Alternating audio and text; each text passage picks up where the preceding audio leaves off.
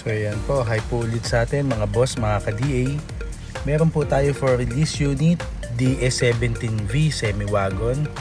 So pag sinabing DS, ito po yung Mitsubishi na emblem para sa ating mga minivan.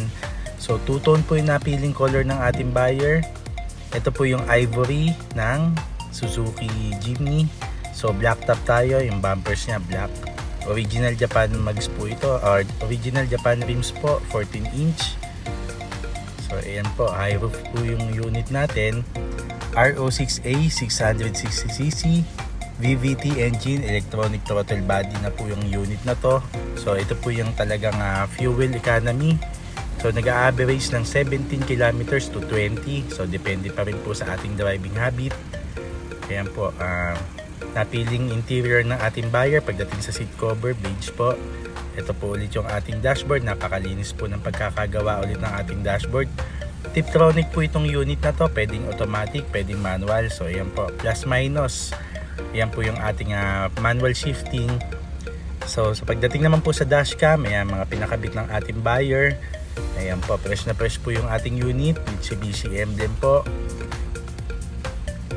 So itong mga ganitong minivan po, bagay na bagay po itong mga pang camper van. Yan, pang business, pang family use. So headliner natin bago.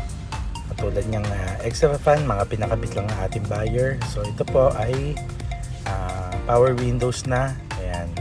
So yung ating side mirror, powered na din po yan. Ayan.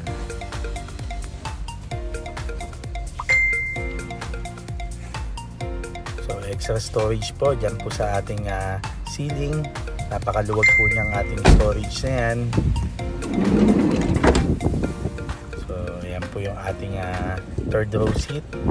Second row natin natutupi po yan hanggang hanggang flooring. Ayan. So napakaluwag po, napakaganda po nitong mga ganitong minivan.